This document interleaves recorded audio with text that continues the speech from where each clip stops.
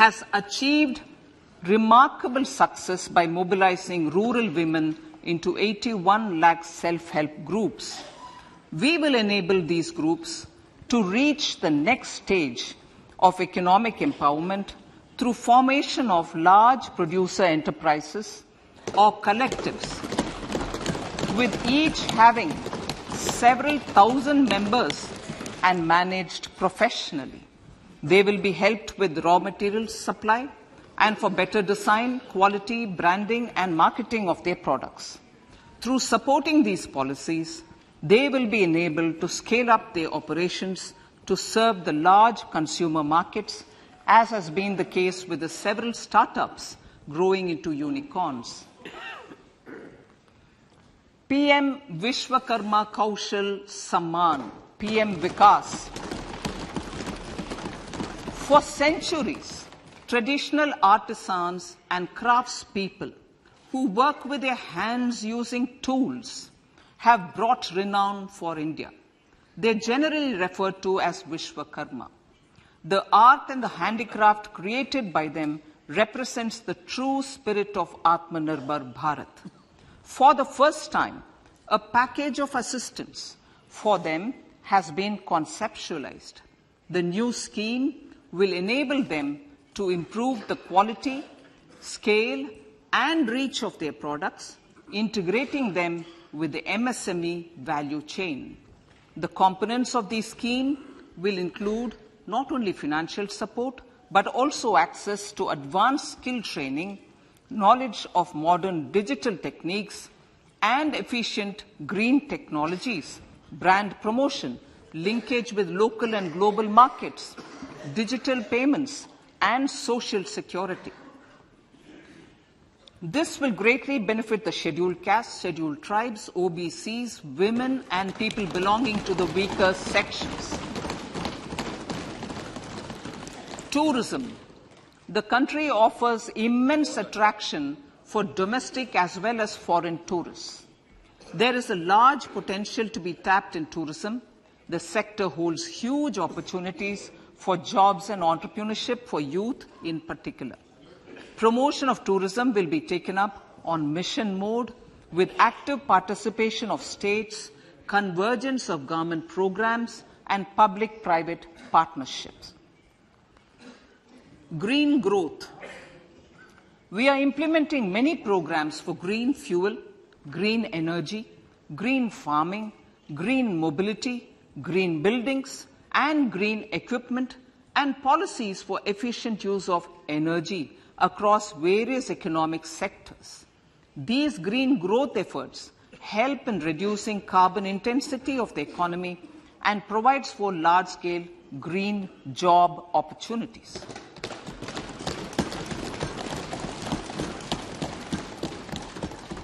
Priorities of this budget.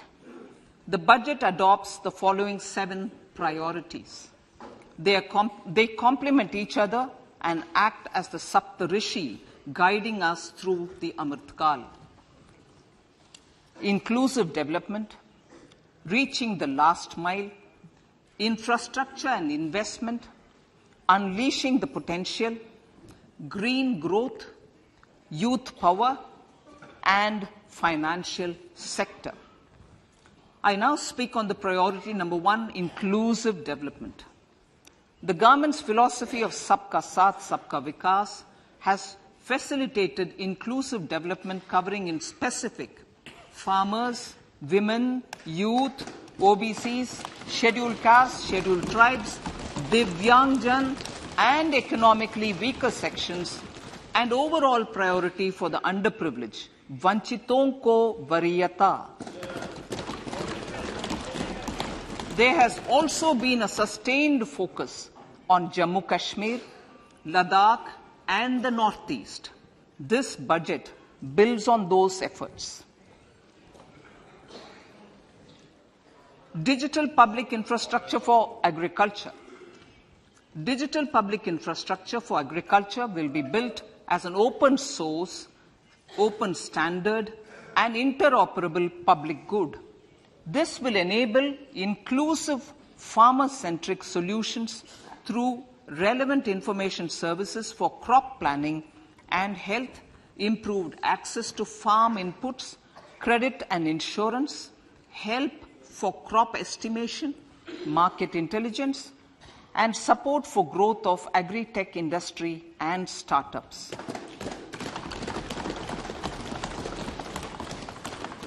An agriculture accelerator fund. An agriculture accelerator fund will be set up to encourage agri-startups by young entrepreneurs in rural areas. The fund will aim at bringing innovative and affordable solutions for challenges faced by farmers. It will also bring in modern technologies to transform agricultural practices, increase productivity and profitability. To enhance the productivity of extra long staple cotton, we will adopt a cluster-based and value chain approach through public-private partnerships.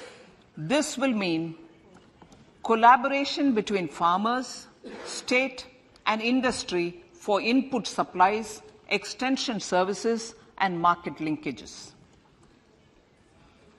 We will launch an Atmanirbhar Clean Plant program to boost availability of disease-free, quality planting material for high-value horticultural crops at an outlay of 2,200 crores. Global hub for millets, which are Sri Anna. India is the forefront. India is at the forefront of popularizing millets, whose consumption furthers nutrition, food security, and welfare of farmers, said the Honorable Prime Minister. We are the largest producer and second largest exporter of Sri Anna in the world. We grow several types of Sri Anna, such as Sri Anna Jowar, Sri Anna Ragi, Sri Anna Bajra, Sri Anna Kutu, Ramdana, Kangni, Kutni, Kutki, Kodo, China, and Sama. These have a number of health benefits and have been an integral part of our food for centuries. I acknowledge with pride the huge service done by small farmers in contributing to the health of fellow citizens by growing these Sri Anna. Now, to make India a global hub for Sri Anna, the Indian Institute of Millet Research, ideally Indian Institute of the Sri Anna Research, Hyderabad, will be supported as the center of excellence for sharing best practices, research and technologies at the international level. The agricultural credit target will be increased to 20 lakh crores with focus on animal husbandry, dairy and fisheries. We will launch a new sub-scheme of PM Matsya Sampada Yojana, which is an existing scheme, but we'll launch a new sub-scheme with targeted investment of 6,000 crores to further enable activities of fishermen, fish vendors, and micro and small entrepreneurs, improve value chain efficiencies, and expand the market. For farmers, especially small and marginal farmers and other marginalized sections, the government is promoting cooperative-based economic development model. A new Ministry of Cooperation was formed with a mandate to realize the vision of Sahkar Se Samriddhi. To realize this vision, the government has already initiated computerization of 63,000 primary agricultural credit societies with an investment of 2,516 crores. In consultation with all the stakeholders and the states, Model bylaws for PACS were formulated, enabling them to become multi-purpose PACS. A national cooperative database is being prepared for countrywide mapping of cooperative societies. With this backdrop, we will implement a plan to set up massive decentralized storage capacity.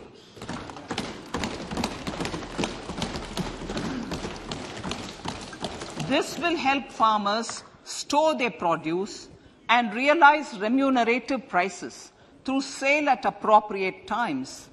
The government will also facilitate setting up of a large number of multi-purpose cooperative societies, primary fisheries societies, and dairy cooperative societies in uncovered panchayat and villages in the next 5 years.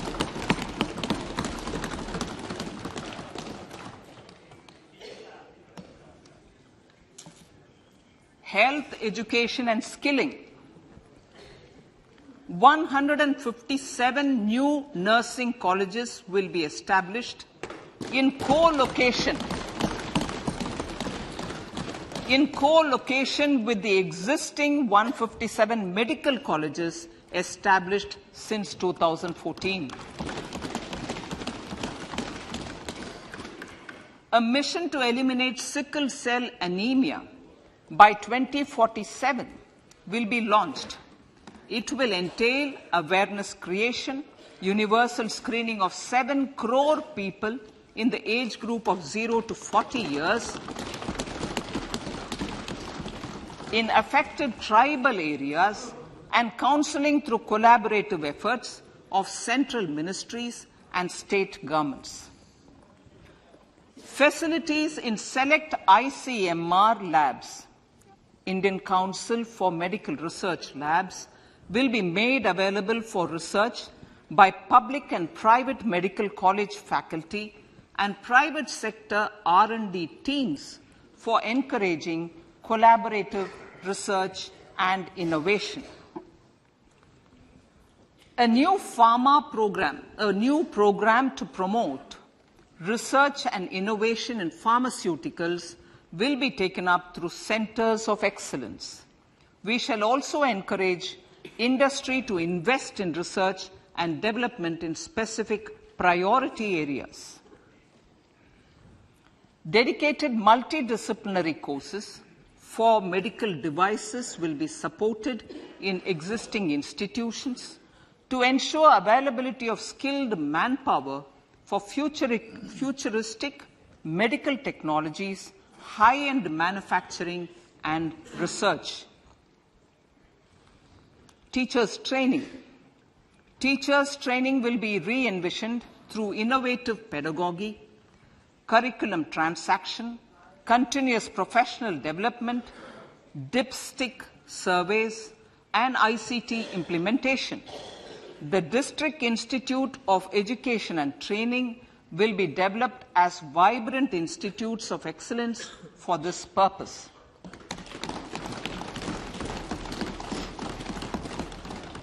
National Digital Library for Children and Adolescents. A National Digital Library for Children and Adolescents will be set up for facilitating availability of quality books across geographies, languages, genres, and levels, and device-agnostic accessibility. States will be encouraged to set up physical libraries for them at panchayat and ward levels and provide infrastructure for accessing the national digital library resources.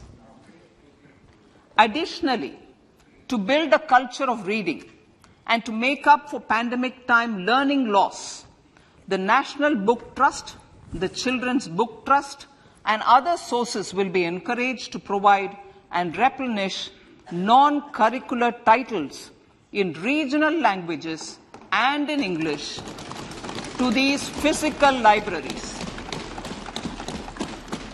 Collaboration with NGOs that work in literacy will also be a part of this initiative to inculcate financial literacy financial sector regulators and organizations will be encouraged to provide age-appropriate reading material to these libraries.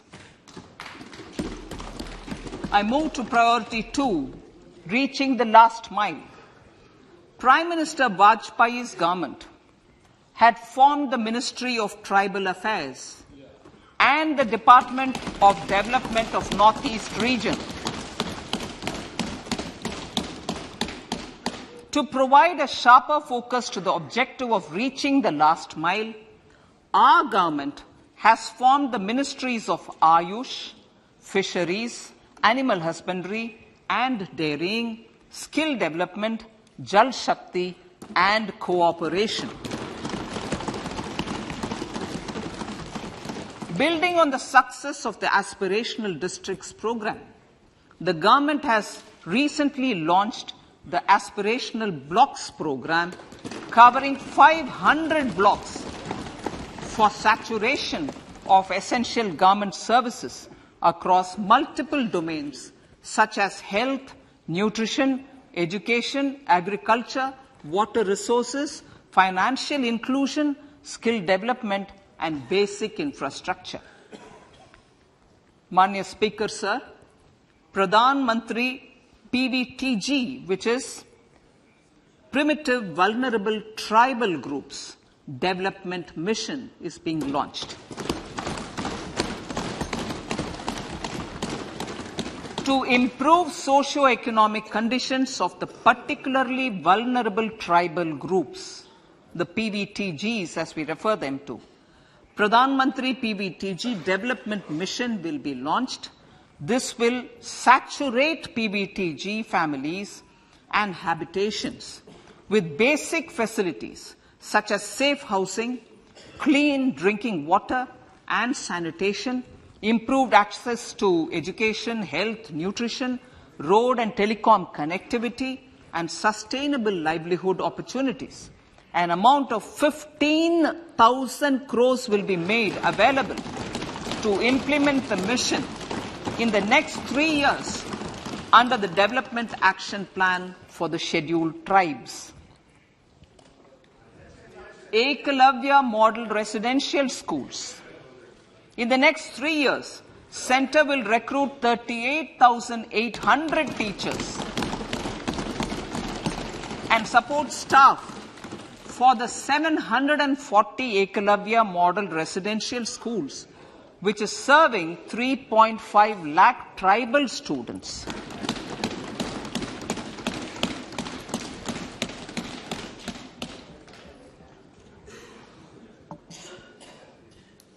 In the drought-prone central regions of Karnataka, central assistance of 5,300 crore will be given to Upper Bhadra project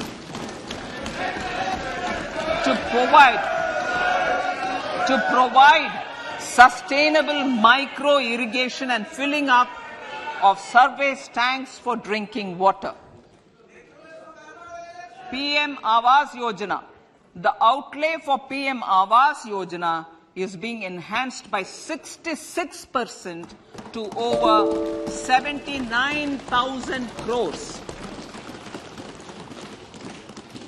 Bharat Shared Repository of Inscriptions will be set up in a digital epigraphy museum with digitization of 1 lakh ancient inscriptions in the first stage.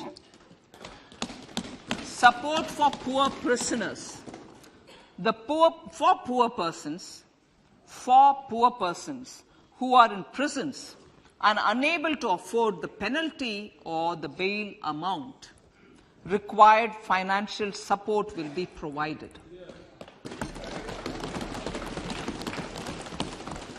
Priority number 3, infrastructure and investment.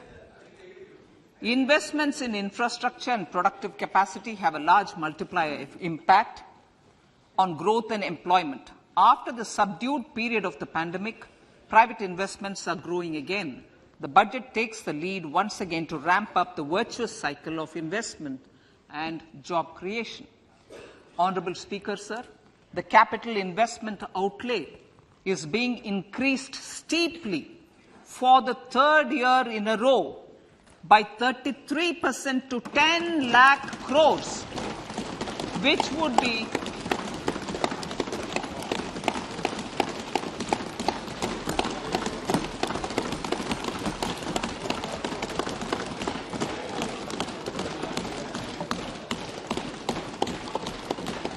which would be 3.3% of GDP. This will almost be 3 times the outlay made in 2019-20.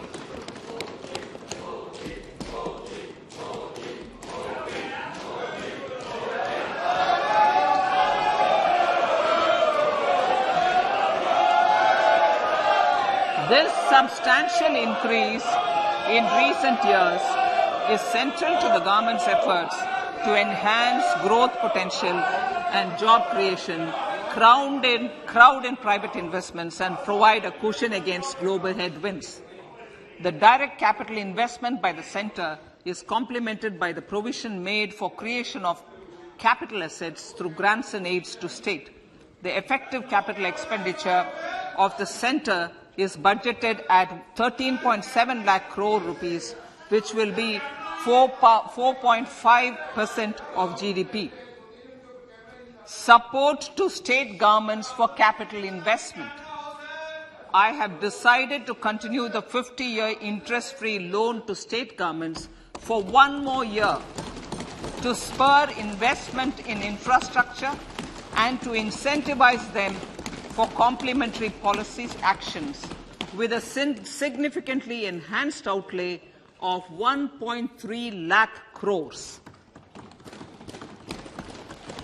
The newly established Infrastructure Finance Secretariat will assist all stakeholders for more private investment in infrastructure, including railways, roads, urban infrastructure and power, which are predominantly depend on public resources.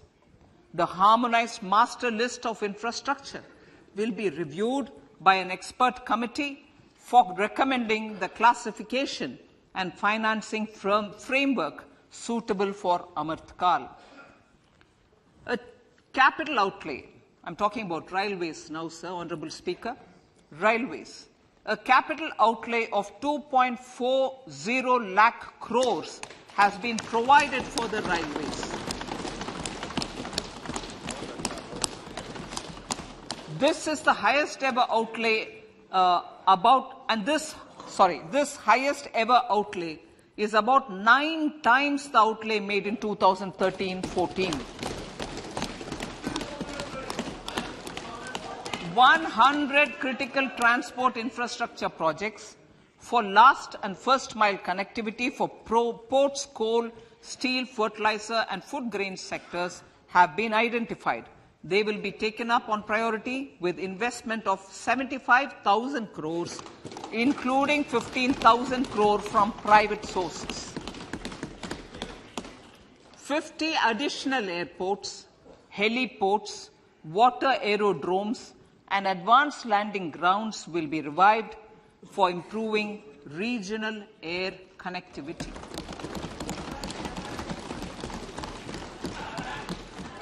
Sustainable cities for tomorrow.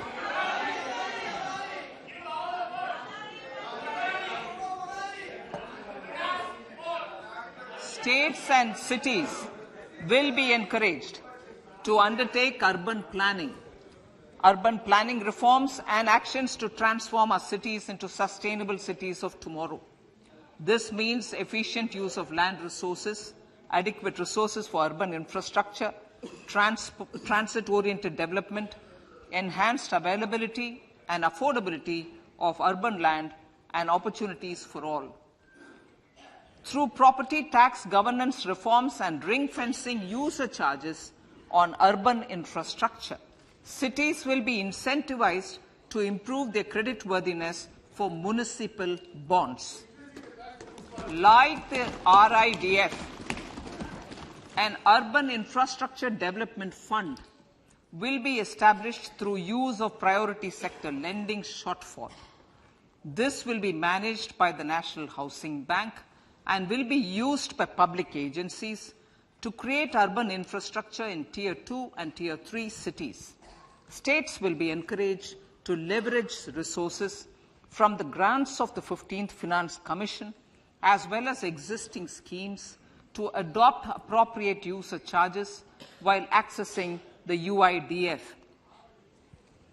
We expect to make available 10,000 crore rupees per annum for this purpose. All cities and towns will be enabled for 100% mechanical desludging of septic tanks and sewers to transition from manhole to machine hole mode.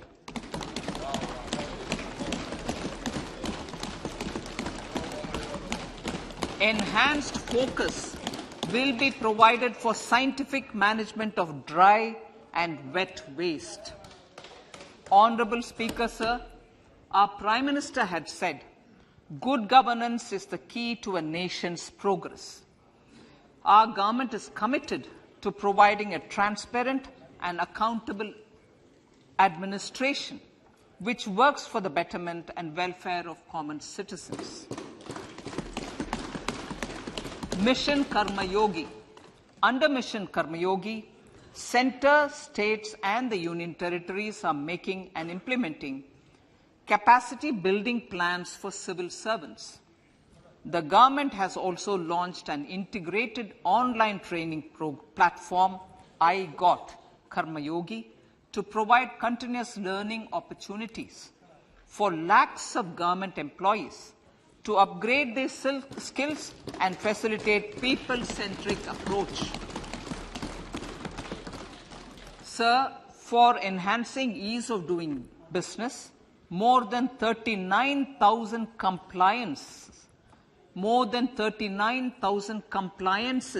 have been reduced and more than 3,400 legal provisions have been decriminalized.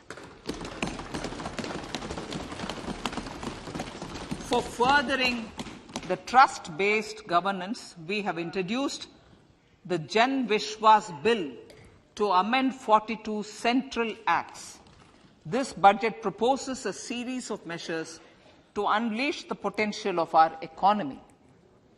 Centers of Excellence for Artificial Intelligence. For realizing the vision of Make AI in India and Make AI Work for India, 3 centers of excellence for artificial intelligence will be set up in top educational institutions. Leading industry players will partner in conducting interdisciplinary research, develop cutting-edge applications, and scalable problem solutions in the areas of agriculture, health, and sustainable cities. This will galvanize an effective AI ecosystem and nurture quality human resources in the field. National Data Governance Policy. To unleash innovation and research by startups and academia, a national data governance policy will be brought out. This will enable access to anonymized data. The KYC process will be simplified, adopting a risk-based instead of one-size-fits-all approach. The financial sector regulators will also be encouraged to have a KYC system fully amenable to meet the needs of digital India. One-stop solution for identity and address updating. A one-stop solution for reconciliation and updating of identity and address of individuals maintained by various government agencies, regulators, and regulated entities will be established using DigiLocker service and Aadhaar as foundational identity. Speaker, sir, common business identifier. For the business establishments required to have a permanent account number, the PAN will be used as the common identifier for all digital systems of specified government agencies. This will bring ease of doing business, and it will be facilitated through a legal mandate. For obviating the need for separate submission of same information to different government agencies, a system of unified filing process will be set up. Such filing of information or return in simplified forms on a common portal will be shared with other agencies as per the filer's choice. Vivad Se Vishwas 1. Relief for MSMEs.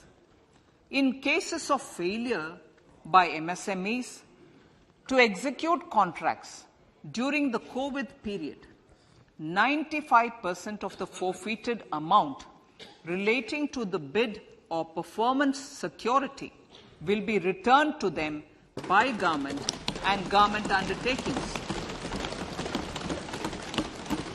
This will provide relief to the MSMEs. Vivad Se Vishwas 2. Settling contractual disputes. To settle contractual disputes of government and government undertakings, wherein arbitral award is under challenge in a court, a voluntary settlement scheme with standardized terms will be introduced.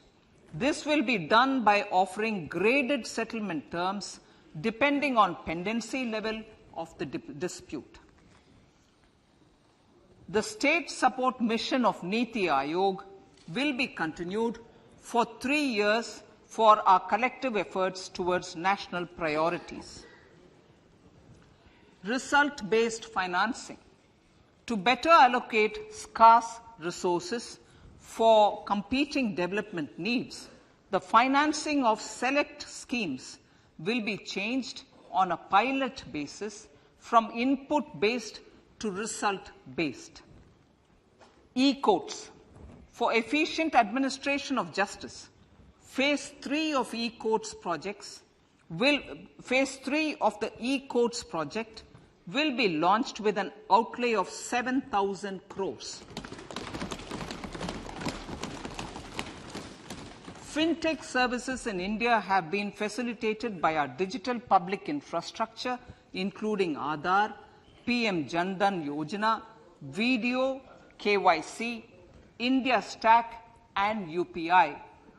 To enable more fintech innovative services, the scope of documents available in DigiLocker for individuals will be expanded. An entity DigiLocker will be set up for the use by MSMEs, large businesses, and also charitable trusts. This will be towards storing and sharing documents online securely whenever needed with various authorities, regulators, banks, and other business entities. 5G services. 100 labs for developing applications using 5G services will be set up in engineering institutions.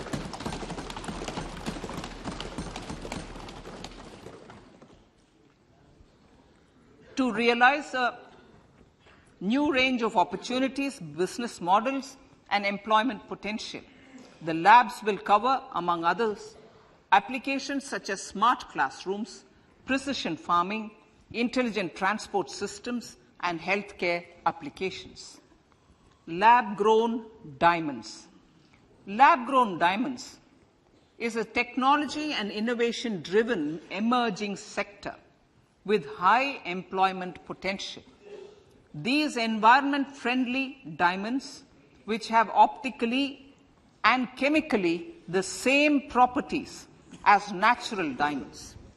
To encourage indigenous production of LGD, lab-grown diamond seeds and machines, and to reduce import dependency, a research and development grant will be provided to one of the IITs for 5 years. To reduce the cost of production, a proposal to review the custom duty on LGD seeds will be indicated in Part B of the speech. I come to the fifth priority, Honourable Speaker, sir, green growth. Honourable Prime Minister has given a vision for life or lifestyle for environment to spur a movement of environmentally conscious lifestyle. India is moving forward firmly for the Panchamrit, the net zero carbon emission by 2070 to usher in green industrial and economic transition. This budget builds on our focus on green growth. The recently launched National Green Hydrogen Mission, with an outlay of 19,700 crores, will facilitate transition of the economy to low carbon intensity, reduce dependence on fossil fuel imports, and make the country assume technology and market leadership in this sunrise sector. Our target is to reach an annual production of 5 MMT by 2030. Energy transition. This budget provides for 35,000 crores for priority capital investment towards energy transition and net zero objectives and energy security by Ministry of Petroleum and Natural Gas. To steer the economy on sustainable development path, battery energy storage systems with capacity of 4,000 MWh will be supported with viability gap funding. A detailed framework for pumped storage projects will also be formulated. Renewable energy evacuation. The interstate transmission system for evacuation and grid integration of 13 gigawatt renewable energy from Ladakh will be constructed with investment of 20,700 crores, including central support of 8,300 crores. Green Credit Program. For encouraging behavioral change, a green credit program will be notified under the Environment Protection Act. This will incentivize environmentally sustainable and responsive actions by companies, individuals, and local bodies, and help mobilize additional resources for such activities.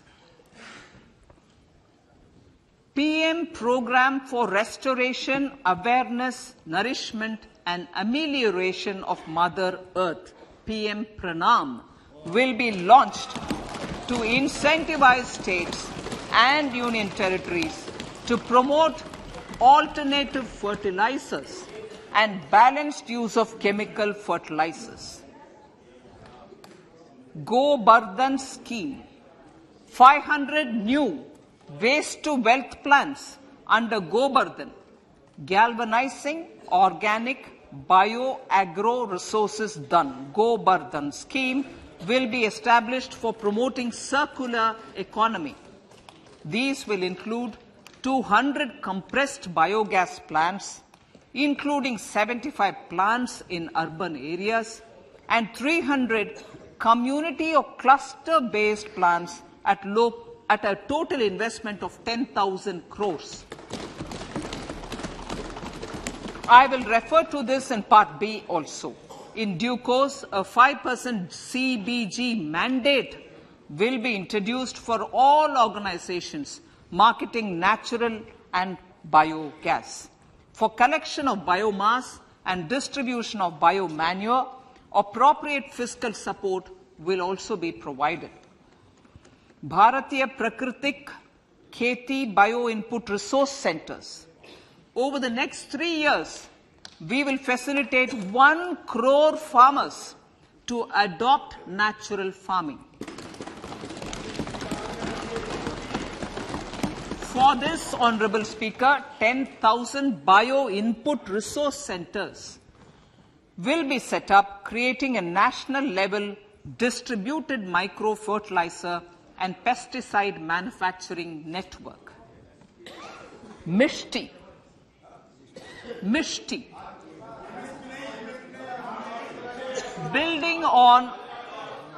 Building on India's success in afforestation, mangrove initiative for shoreline habitats and tangible incomes, MISTI, will be taken up for mangrove plantation along the coastline and on salt pan lands wherever feasible through convergence between Manrega, Campa, Fund and other sources. Amrit Dharohar. Wetlands are vital ecosystems which sustain biological diversity.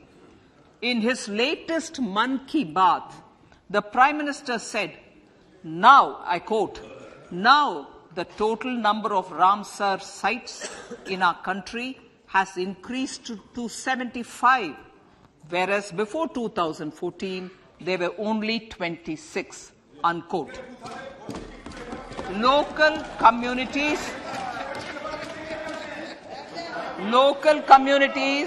have always been at the forefront of conservation efforts.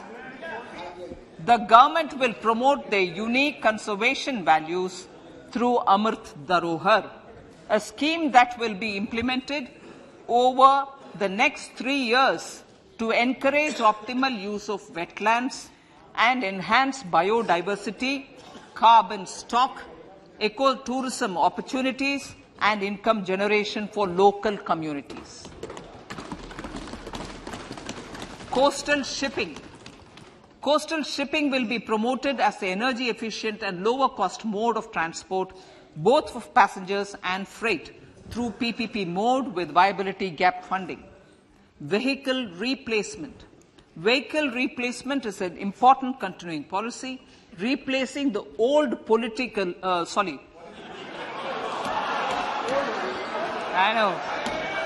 replacing, absolutely, thank you. Replacing old polluting vehicles. May be applicable, right? Replacing old polluting vehicles is an important part of greening our economy.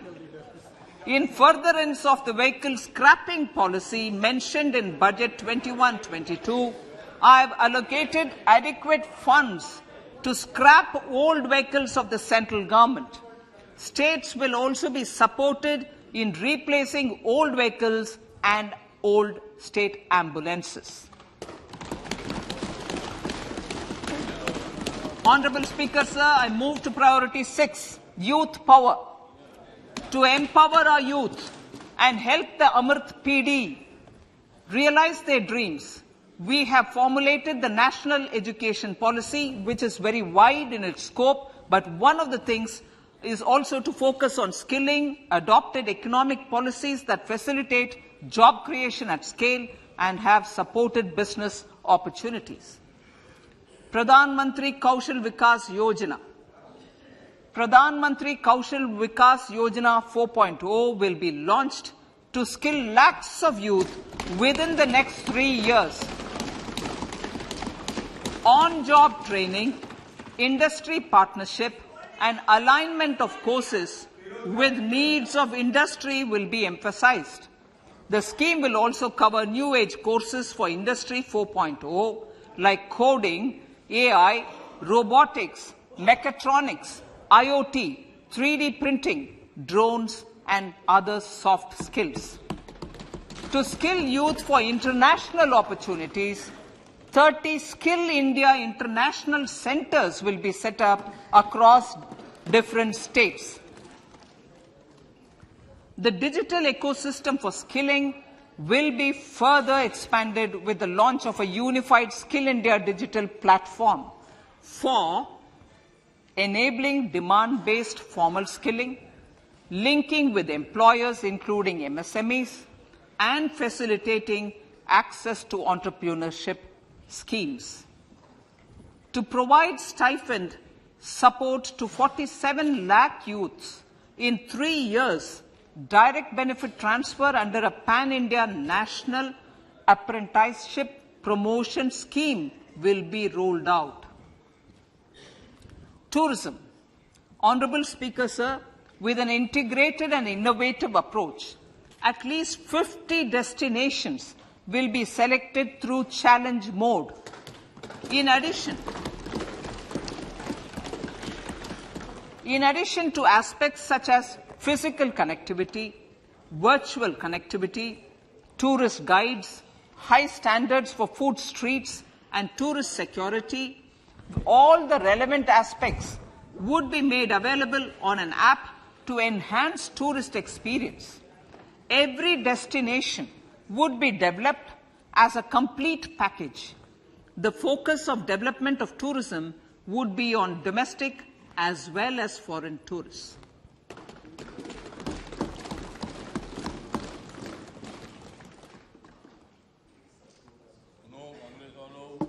Sector-specific skilling and entrepreneurship development will be dovetailed to achieve the objectives of Dekho Apna Desh initiative.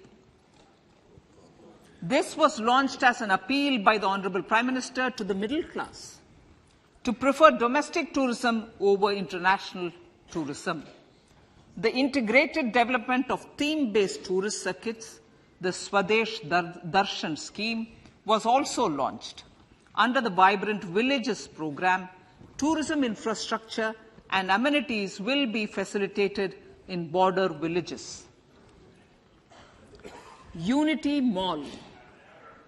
States will be encouraged to set up a Unity Mall in their state capital or most prominent tourism center or the financial capital for promotion and sale of their one district, one product and GI products and other handicraft products, and for providing space for such products of all other states as well. Sir, priority number 7, financial sector. Our reforms in the financial sector and innovative use of technology have led to financial inclusion at scale, better and faster service delivery, ease of access to credit, and participation in financial markets. This budget proposes to further these measures. Credit guarantee for MSMEs. Last year, I proposed revamping of the credit guarantee scheme for the MSMEs. I am happy to announce that the revamped scheme will take effect from 1st April 2023 through infusion of 9,000 crores in the corpus. This will enable additional collateral-free guaranteed credit of 2 lakh crores of rupees. Further, the cost of credit will be reduced by about 1%. A National Financial Information Registry will be set up to serve as a central repository of financial and ancillary information. This will facilitate efficient flow of credit, promote financial inclusion, and foster financial stability. A new legislative framework will govern this credit public infrastructure and will be designed in consultation with the RBI. To meet the needs of Amritkal and to facilitate optimum regulation in the financial sector, public consultation, as necessary and feasible, will be brought to the process of regulation making and issuing subsidiary directions.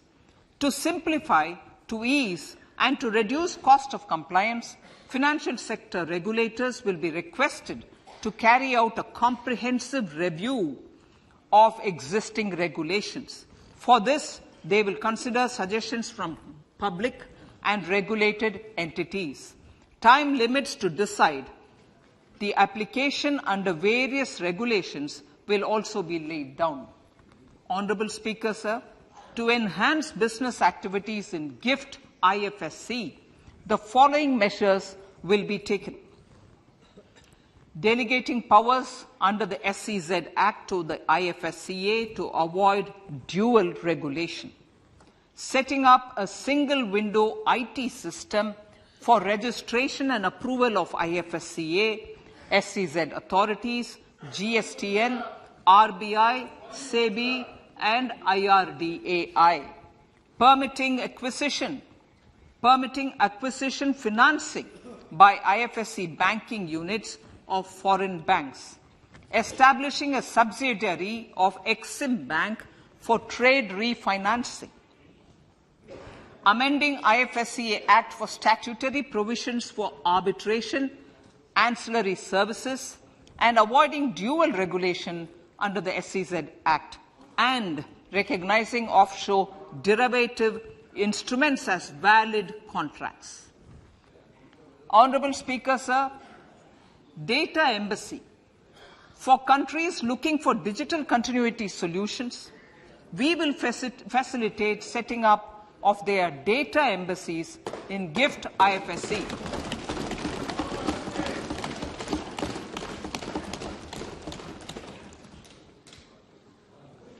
Improving governance and investor protection in banking sector.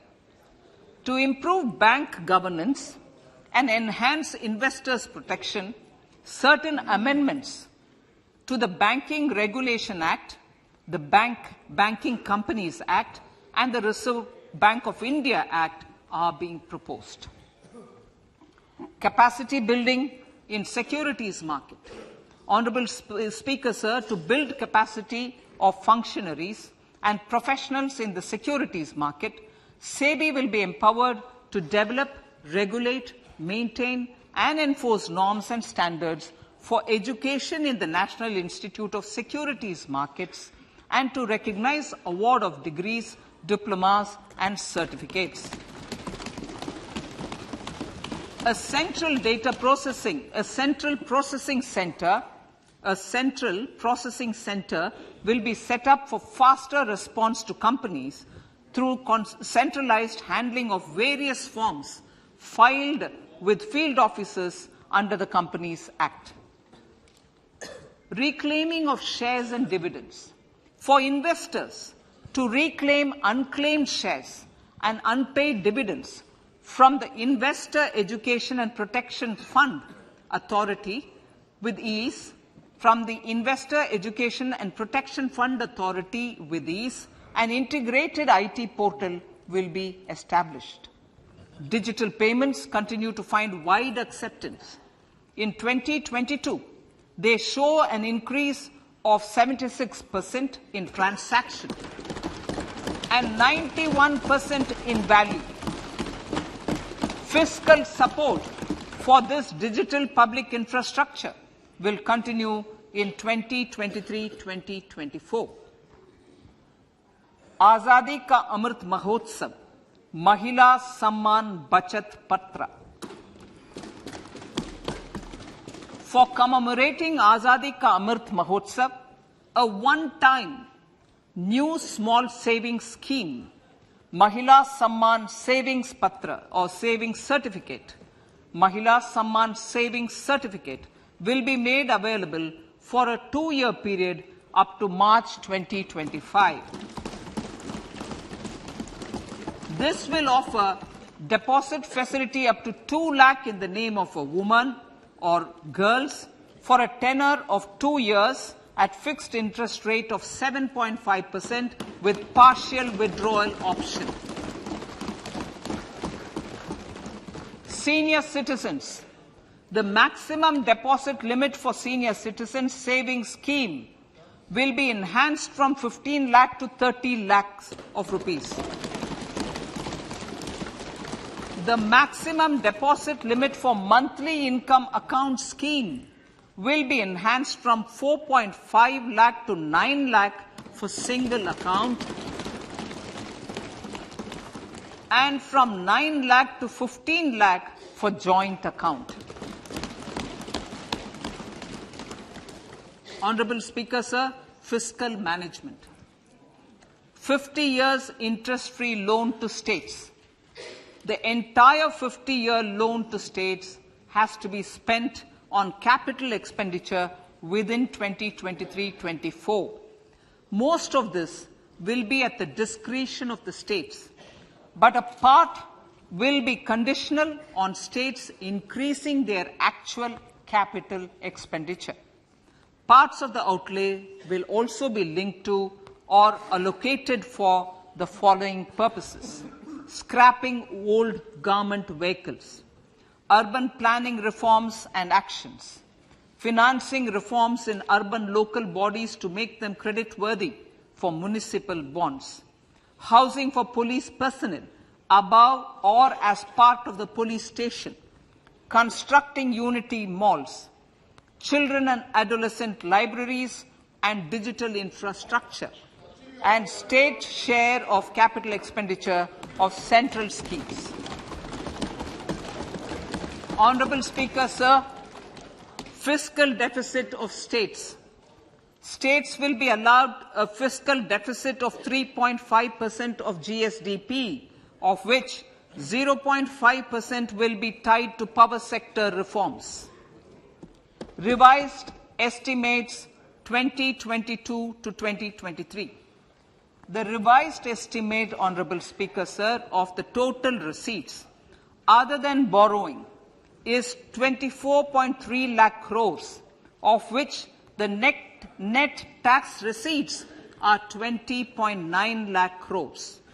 The revised estimate of the total expenditure is 41.9 lakh crores of rupees, of which the capital expenditure is about 7.3 lakh crores. The revised estimate of the fiscal deficit is 6.4% of GDP, adhering to the budget estimate. So, budget estimates of 2023-24. Coming to 2023-24, the total receipts other than borrowings and the total expenditure are estimated at 27.2 lakh crores and 45 lakh crores respectively. The net tax receipts are estimated at 23.3 lakh crores. The fiscal deficit is estimated to be 5.9% of the GDP.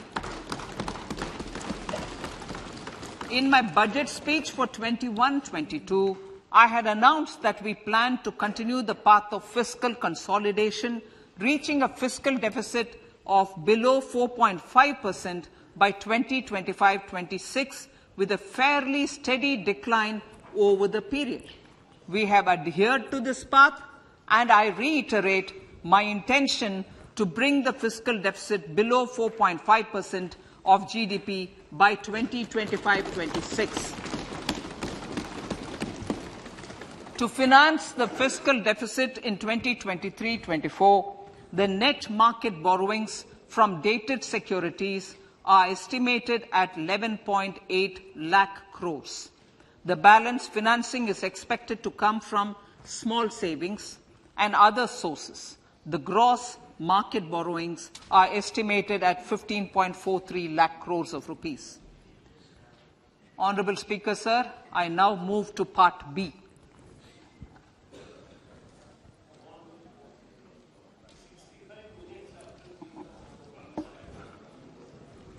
Indirect taxes. My indirect tax proposals will aim to promote exports, boost domestic manufacturing, enhance domestic value addition, encourage green energy and mobility. A simplified tax structure with fewer tax rates helps in reducing compliance burden and improving tax administration. I propose to reduce the number of basic customs duty rates on goods other than textiles and agriculture from 21 to 13. As a result, there are minor changes in the basic custom duties, cesses and surcharges on some items including toys, bicycle, automobiles and naphtha. Green mobility. To avoid cascading of taxes on blended compressed natural gas, I propose to exempt excise duty on GST paid compressed biogas contained in it. To further provide impetus to green mobility, customs duty exemptions is being extended to import of capital goods and machinery required for manufacture of lithium-ion cells for batteries used in electrical vehicles as well. Electronics. As a result of various initiatives of the government, including phased manufacturing program, mobile phone production in India has increased from 5.8 crore units valued at about 18,900 crore in 2014-15 to 31 crore units valued at 2,75,000 crore in the last financial year. To further deepen domestic value addition in manufacturing of mobile phones, I propose to provide relief to customs duty. I propose to provide relief in customs duty on import of certain parts and inputs like camera lens, and continue the concessional duty on lithium-ion cells for batteries for another year. Similarly, to promote value addition in manufacture of televisions, I propose to reduce the basic customs duty on parts of open cells of TV panels to 2.5%. Electrical, to rectify inversion of duty structure and encourage manufacturing of electric kitchen chimneys, the basic custom duty on electric kitchen chimney is being increased from 7.5% to 15%, and that on heat coils for these is proposed to be reduced from 20% to 15%. Chemicals and petrochemicals. Denatured ethyl alcohol is used in chemical industry. I propose to exempt basic customs duty on it. This will also support the ethanol blending program and facilitate an endeavor for energy transition. Basic customs duty is also being reduced on acid-grade fluorospar from 5% to 2.5% to make the domestic fluorochemicals industry competitive. Further, the basic customs duty on crude glycerin for use in manufacture of epichlorohydrin is proposed to be reduced from 7.5% to 2.5%.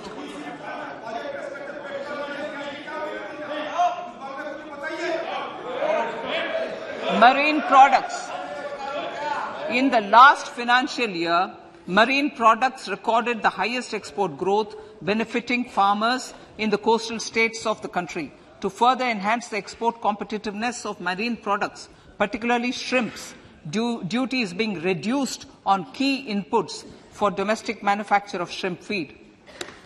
India is a global leader, as I said in Part A, in cutting and polishing of natural diamonds, contributing about 3/4 of the global turnover by value.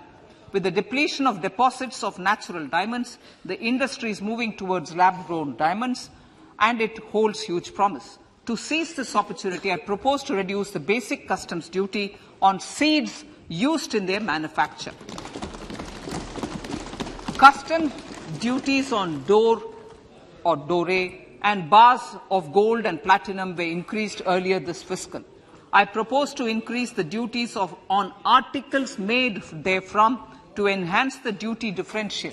I also propose to increase the import duty on silver doors, bars and articles to align them with that on gold and platinum. To facilitate availability of raw materials for the steel sector, exemptions from basic custom duty on raw materials for manufacture of CRGO steel, ferrous scrap and nickel cathode is being continued. Similarly, the concessional BCD of 2.5% on copper scrap is also being continued to ensure the availability of raw materials for secondary copper producers who are mainly in the MSME sectors. Compounded rubber. The basic custom duty rate on compounded rubber is being increased from 10% to 25% or 30 kg, whichever is lower, at par with that of natural rubber other than latex, to curb circumvention of duty. Cigarettes. National calamity contingent duty on specified cigarettes was last revised 3 years ago. This is proposed to be revised upwards by about 16%. Direct taxes. I now come to my direct tax proposals. Honourable Speaker, these proposals aim to maintain continuity and stability of taxation, further simplify and rationalize various provisions to reduce the compliance burden, promote the entrepreneurial spirit, and provide tax relief to citizens. It has been constant endeavour of the Income Tax Department to improve taxpayers' services by making compliance easy and smooth. Our taxpayers portal received a maximum of 72 lakh returns in a day, processed more than 6.5 crore returns this year. Average processing period reduced from 93 days in financial year 13-14 to 16 days only now. And 45% of the returns were processed within 24 hours. We intend to further improve this, roll out the next generation common IT return form for taxpayer convenience, and also plan to strengthen the grievance redressal mechanism. MSMEs and professionals. MSMEs are growth engines of our economy. Micro enterprises with turnover up to 2 crore of rupees and certain professionals with turnover of up to 50 lakh rupees can avail the benefit of presumptive taxation. I propose to provide enhanced limits of 3 crore and 75 lakh respectively to the taxpayers whose cash receipts are no more than 5%. Whose cash receipts are no more than 5%. Moreover, to support MSMEs in timely receipt of payments, I propose to allow deduction for expenditure incurred on payments made to them only when payment is actually made. Cooperation. Cooperation is a value to be cherished. In realizing our Prime Minister's goal for Sehkar Se Samriddhi and his resolve to connect the spirit of cooperation with the spirit of Amrit Kal, in addition to the measures proposed in Part A, I have a slew of proposals for the cooperation sector. First, new cooperatives that commence manufacturing activities till 2024, 31st March, shall get the benefit of a lower tax rate of 15%, as is presently available to new manufacturing companies. Secondly, I propose to provide an opportunity to sugar cooperatives to claim payments made to sugarcane farmers for the period prior to the assessment year 2016-17 as expenditure. This is expected to provide them a relief of almost 10,000 crores. Thirdly, I am providing a higher limit of 2 lakh per member for cash deposits to loans in cash by primary agricultural cooperative societies and primary cooperative agriculture and rural development banks. I repeat that. Thirdly, I am providing a higher limit of 2 lakh per member for cash deposits to and loans in cash by primary agricultural cooperative societies and primary cooperative agricultural and rural development banks. Similarly, a higher limit of 3 crore for TDS on cash withdrawal is being provided to cooperative societies. Startups.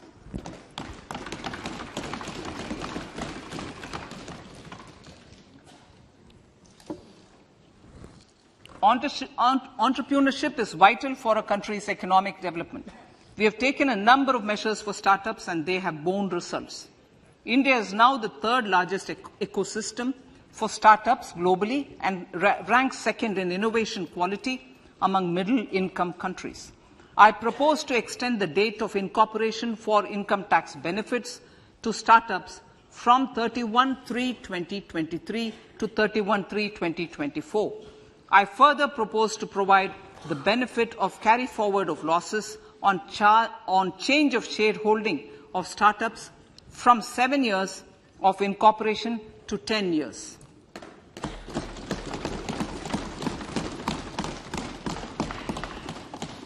To reduce the pendency of appeals at commissioner level, I propose to deploy about 100 joint commissioners for disposal of small appeals. We shall also be more selective in taking up cases for scrutiny of returns already received this year. Better targeting of tax concessions. For better targeting of tax concessions and exemptions, I propose to cap deduction from capital gains on investment in residential house under Section 54 and Section 54F to 10 crores. Another proposal with similar intent is to limit income tax exemption from proceeds of insurance policies with very high value. Rationalization. Honourable Speaker, sir, there are a number of proposals relating to rationalization and simplification. Income of authorities, boards and commissions set up by statutes of union or state for the purpose of housing, development of cities, towns and villages, and regulating and developing an activity or matter is proposed to be exempted from income tax. Other major measures in this direction are removing the minimum threshold of 10,000 for TDS and clarifying taxability relating to online gaming, not treating conversion of gold into electronic gold receipts and vice versa as capital gains, reducing the TDS rate from 30% to 20% on taxable portion of EPF withdrawals in non-PAN cases, and taxation on income for market-linked debentures. Other major proposals in the finance bill relate to the following: extension of period of tax benefits to funds relocating to IFSC, GIFT City till 31/3/2025, decriminalization under Section 276A of the Income Tax Act, allowing carry forward of losses on strategic disinvestment, including that of IDBI Bank, and providing EEE status to Agnivir Fund. Personal income tax.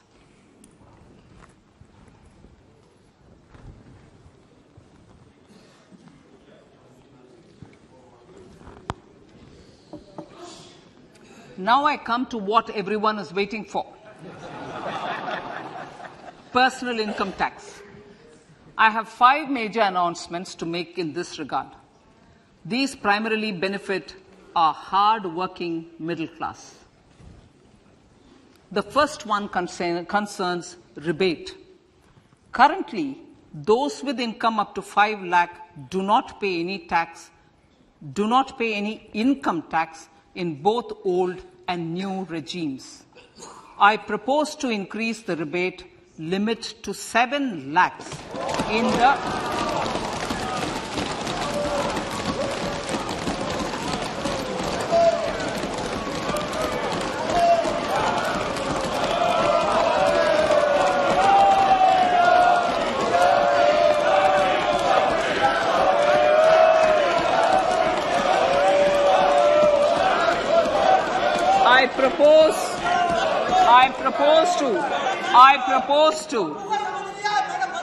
I propose to increase the rebate limit to 7 lakh in the new tax regime.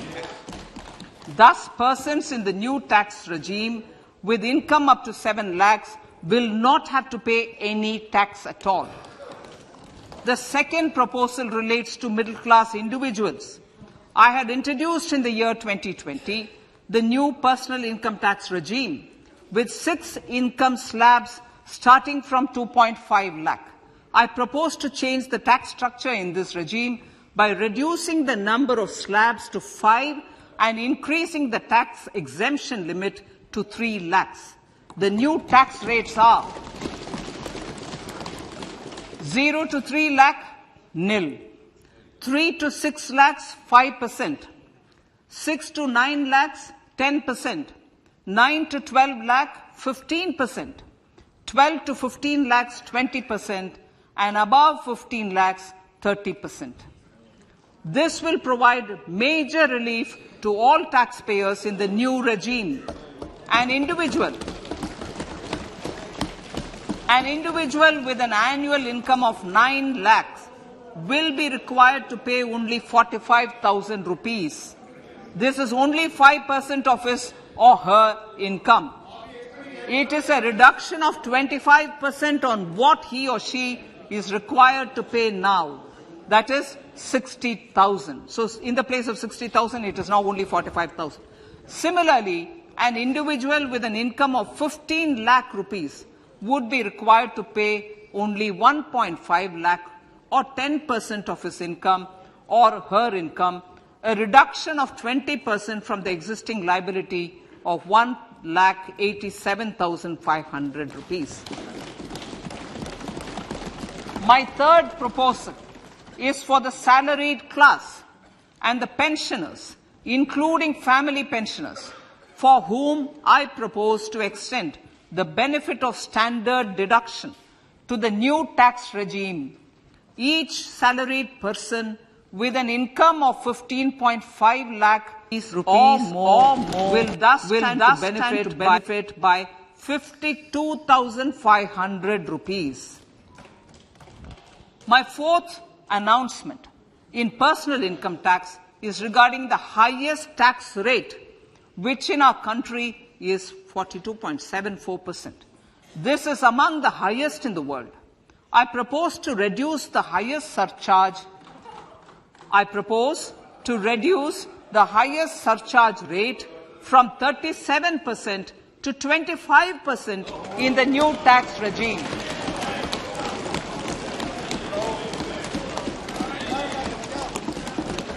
This would result in reduction of the maximum rate. This would result in the reduction of the maximum tax rate to 39%. Lastly, the limit of 3 lakh rupees for tax exemption on leave encashment on retirement of non-government salaried employees was last fixed in the year 2002, when the highest basic pay in the government was only 30,000 rupees per month. In line with the increase in the government salaries, I am proposing to increase this limit to 25 lakh rupees.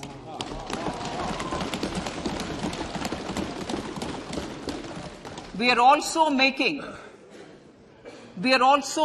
the new income tax regime as the default tax regime. However, citizens will continue to have the option to avail the benefit of the old tax regime. Apart from these, I am also making some other changes as given in the annexure. As a result of these proposals, revenue of about 38,000 crore to 37,000 crore in direct taxes and rupees 1,000 crore in indirect taxes will be foregone, while revenue of about 3,000 crore will be additionally mobilized. Thus, the total revenue foregone is about 35,000 crores annually. Honorable Speaker, sir, with these words, I commend the budget to this August House.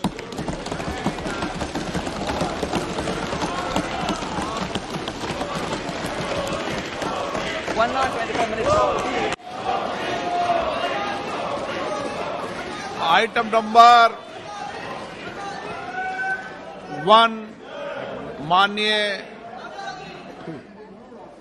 Item number 2, Shrimati Nirmala Sitharaman ji. Sir, with your permission, I lay on the table of the following statements under Section 3(1) of the Fiscal Responsibility Budget Management Act 2003, 1 medium-term fiscal policy cum fiscal policy strategy statement and macroeconomic framework statement. माननीय सदस्यगण, जैसा कि आपको समाचार भाग 2 के माध्यम से पहले ही सूचित किया जा चुका है कि माननीय वित्त मंत्री जी के बजट भाषण की प्रतियां हार्ड कॉपी के रूप में उपलब्ध कराई गई है.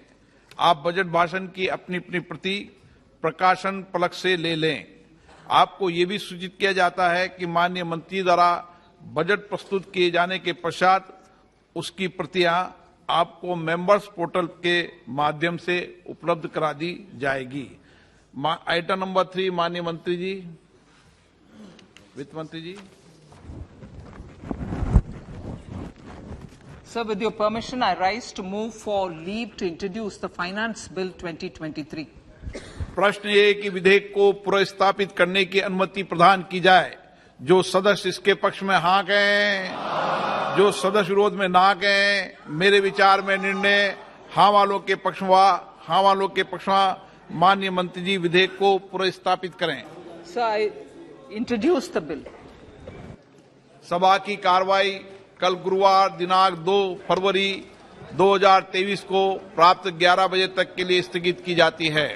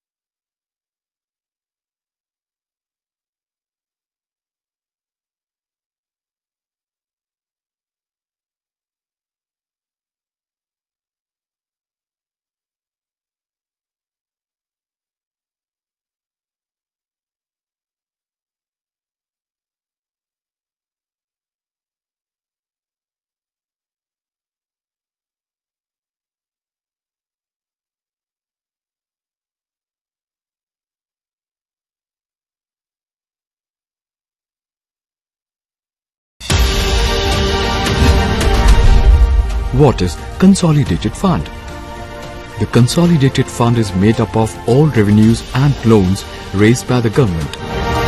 It also includes receipts from recoveries of loans granted by it. All government expenses are paid out of Consolidated Fund. No amount can be withdrawn without Parliament's approval.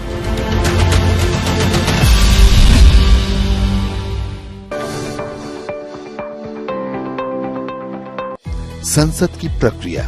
हमारी संसद की इस कड़ी में आज चर्चा उन प्रक्रियाओं की जिन्हें आप बार बार सुनते हैं। आज बड़ी ही आसान भाषा में हम आपको इस बारे में बताने जा रहे हैं। सबसे पहले स्थगन, एडजर्नमेंट। स्थगन एक निश्चित समय के सदन की कार्यवाही को निलंबित कर देता है, जो घंटे, दिन या सप्ताह का हो सकता है, लेकिन वो तय होता है। सदन की कार्यवाही को स्थगित करने की शक्ति सदन के पीठासीन अधिकारी के पास होती है। सदन की कार्यवाही आज दिनांक 12 बजे तक के लिए स्थगित की जाती है। अनिश्चित काल के लिए स्थगन, एडजर्नमेंट सिने दिया, मतलब अनिश्चित काल के लिए संसद की कार्यवाही को समाप्त करना। दूसरे शब्दों में, जब सदन कार्यवाही की दोबारा बैठक के लिए कोई दिन या समय सुनिश्चित न हो, उसे ही अनिश्चित काल के लिए स्थगन कहते हैं। सभा की कार्रवाई अनिश्चित काल के लिए स्थगित की जाती है।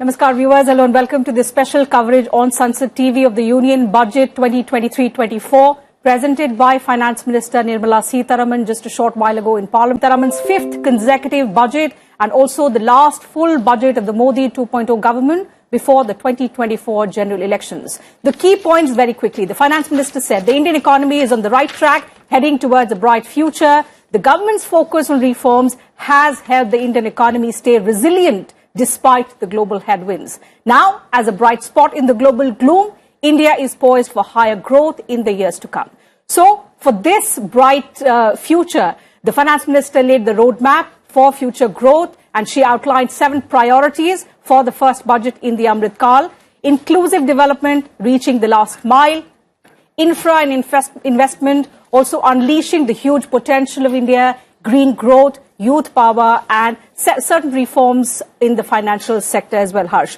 So we'll discuss all of these priority areas that Finance Minister Nirmala Sitharaman has announced, and also some tax reliefs that she just announced in the second part of her speech. So with an eminent panel of experts today, we will decode all of these post-budget analysis, the announcements that the Finance Minister has made, Harsh. जी बिल्कुल टीना, आपने बिल्कुल सही कहा कि ये जो 7 priorities Nirmala Sitharaman ने आज अपने बजट प्रपोजल्स में रखे हैं, ये 7 प्रायोरिटीज बिल्कुल उस सप्त ऋषि की तरह काम करेंगे। जैसे आकाश में हम देखते हैं कि सप्त ऋषि है और वहां से आशीर्वाद दे रहे हैं, और वो ये सारी चीजें का जो विकास होगा वो बहुत ही बेहतरीन तरीके से होगा। इस पर हम चर्चा करेंगे कि ये 7 प्रायोरिटीज क्या क्या हैं जिनका जिक्र आपने किया। लेकिन अभी हमारे साथ स्टूडियो में उपलब्ध हैं AKB, जिन्हें हम कहते हैं, AK भट्टाचार्य साहब, बहुत बहुत स्वागत आपका। आप एडिटोरियल डायरेक्टर हैं बिजनेस स्टैंडर्ड अखबार में, और आम आदमी को कहें कि जिस चीज का बड़ी ही बेसब्री से किसी भी बजट में इंतजार रहता है, खासकर हम कहते हैं वेतन भोगियों के लिए, कान लगाकर सुनते रहते हैं। और वित्त मंत्री के पार्ट बी में, जिसमें हम डायरेक्ट टैक्सेस इनडायरेक्ट टैक्सेस की चर्चा करते हैं, उसमें उन्होंने ये तोहफा दे ही दिया है कि 7 लाख तक की अगर आपकी आय है तो आपको कोई टैक्स नहीं देना होगा। आपकी पहली प्रतिक्रिया? देखिए, जो 7 लाख का जो तोहफा है वो तो जरूर है, पर उसके साथ मैं समझता हूं कि सुधार की दृष्टिकोण से अगर आप देखें तो सुधार की दृष्टिकोण से टैक्स व्यवस्था में जो personal individual income tax regime का जो सुधार का जो उन्होंने ऐलान किया है, मैं उसकी सराहना करता हूं। क्योंकि जो 2020 में जो एक अल्टरनेटिव टैक्स रिजीम, जिसमें कोई एग्जेम्पशंस की कोई न्यू टैक्स रिजीम जिसे हम कहते हैं, न्यू टैक्स रिजीम में कि जो लोगों ने उसको ज्यादा सराहना नहीं, लोगों ने एक्सेप्ट नहीं किया, तो बहुत एक्सेप्टेंस कम था। तो मैं ये समझता हूं कि आज की जो ऐलान किया गया है वो एक ऐसा एक अनाउंसमेंट है जिससे कि लोग अब ये नए टैक्स रिजीम में आ सकते हैं, थोड़ी दिलचस्पी दिखाएंगे। और वित्त मंत्री का भी कहना है कि ये डिफॉल्ट रिजीम बन गया है अब, तो सरकार का भी इसमें पूरी तरह से उसका सपोर्ट है। पर अगर मैं इस बजट में ऑब्वियसली इसकी जो हेडलाइन जो होंगी आम आदमी के लिए, ये जिसकी आपने जिक्र की, पर मैं ये समझता हूं कि जो इस बजट को अगर हमें पूरी तरह से उसको समझना है, इसकी जो मैक्रो इकोनॉमिक फिलोसॉफी है उसको हमें समझना पड़ेगा। और वो मैक्रो इकोनॉमिक फिलोसॉफी मैं समझता हूं कि एक तरफ है वित्तीय अनुशासन, दूसरी तरफ है टैक्स रेजीम का सुधार, और तीसरा और ये है कि उस वित्तीय अनुशासन के अंदर रहते हुए भी जो कैपेक्स में जो 33% का जो इजाफा जो ऐलान किया गया है, मैं समझता हूं ये 3 चीज जो है हमें एक साथ देखना पड़ेगा। और चौथी चीज जो है, आपने जो कहा कि जो टैक्स रिलीफ का है, तो चारों जो स्तंभ जो हैं इस बजट के, उसको हमें पूरी तरह से समझना होगा और पूरी तरह से इसका ऐलान मतलब पूरी तरह से इसका एनालिसिस करना पड़ेगा। एक बात मैं कह दूं कि जो टैक्स कलेक्शंस की जो प्रोजेक्शंस की गई हैं, वो सिर्फ 11-11.5% वृद्धि की कही गई है। तो मैं समझता हूं एक कंजर्वेटिव एस्टिमेट है। तो जो निर्मला सीतारमन जी का जो बजट पिछले 2 साल का बजट हमने देखा है, उस बजट में जो एक अंडर प्रॉमिस और ओवर डिलीवरी का जो एक समन्वय था, वो अभी भी बरकरार है। मैं समझता हूं आमतौर पे ये आपने बहुत इंपॉर्टेंट बात कही थी ना कि आमतौर पे प्रोजेक्शन बहुत ऊपर होता है और एक्चुअल जब डिलीवरी होती थी तो बहुत नीचे होती थी। हमने 2014 से उसी पहले उसी तरह से उन्होंने जो वित्तीय जो घाटा का जो ऐलान किया इस साल का, उन्होंने 6.4% का ही दिखाया है उन्होंने। जी बिल्कुल, बिल्कुल। क्योंकि वो इजीली वो उन्होंने जो खर्चे की जो उसके ऊपर जो रोक लगाई है और कैपेक्स को तभी बढ़ाया है उन्होंने। मैं समझता हूं ये एक प्रैग्मेटिज्म है और स्टेट्स को उन्होंने इस बार मैं समझता हूं कि और भी थोड़ी बहुत छूट दी है। सरचार्ज की घटाना स्टेट को भागीदार बनाए। हाँ, स्टेट्स को उतना नुकसान नहीं होगा। ये नुकसान जो होगा सरचार्ज को घटाने से, जो एकदम जो हाई एंड जो HNI इंडिविजुअल जो हैं उनका 42.7 से 39% में ले जाना, ये अपने सेंटर ने अपना हिट लिया है। ये तो स्टेट्स को उतना हिट नहीं होगा। अशोक, इसको माइक्रो लेवल पे हम डिस्कस करेंगे टीना, लेकिन इन्होंने जो अशोक ने खास बात बताई वो ये है, अगर हम देखें जो 7 सप्तऋषियों की बात आप कह रही थी, उनमें सबसे इंपॉर्टेंट जो मुझे लगता है, क्योंकि निर्मला जी ने एक बात बहुत साफ तौर पर कही है कि अमृतकाल का पहला बजट है, पहली सीढ़ी है, हमें अगले 25 साल जाना है, जब भारत 2047 में आजाद भारत 100 वर्ष का हो जाएगा, उसकी प्रथम सीढ़ी है। और इसमें इंफ्रास्ट्रक्चर एंड कैपिटल इन्वेस्टमेंट जो है, कैपेक्स जिसे हम कहते हैं, वो 33% उसमें इजाफा दिया गया है। 10 लाख करोड़ से बढ़ाते हुए अब इसे 13.7 लाख करोड़ किया गया है। और ये इतना इंपॉर्टेंट फैक्टर है कि न सिर्फ इससे रोजगार के अवसर बढ़ेंगे, जो सरकार की अभी प्राथमिकताओं में एक है, बल्कि हर दिशा में विकास होगा। और जो सरकार का कहना है कि समावेशी विकास हो और हम अंतिम पंक्ति तक के लोगों तक पहुंचे, उसके लिए ये बहुत इंपॉर्टेंट है और हम उम्मीद कर रहे थे कि ये बढ़ेगा। We'll continue, and Mr. Bhattacharya, I'll come back to you. But in the meanwhile, let me also introduce another guest who's joining us in the studio, Professor Charan Singh, CEO, IGROW Foundation. Before we proceed and discuss, analyze each of these aspects, the 7 key priorities that the Finance Minister had laid across, Professor, your first remarks on the budget. Do you see the Finance Minister building up on the reforms that this government has done over the years? Or it's a more forward-looking, capitalizing and sort of, laying a roadmap for India at 100? Absolutely. It's an excellent budget. This is amazing how she has achieved it. The first and foremost thing, as I look as an economic professor, is growth. And this is growth-oriented. And that is reflecting from her figures directly. If the gross fiscal deficit is coming down from 6.4% to 5.9%, it is obvious that there is tax collection is high, tax buoyancy is there, and growth is being recorded. If I look at the sectoral analysis that she has presented today, she has taken care of the employment, she has taken care of women, female labor force participation in the country is very low. She is using the self-help groups to increase that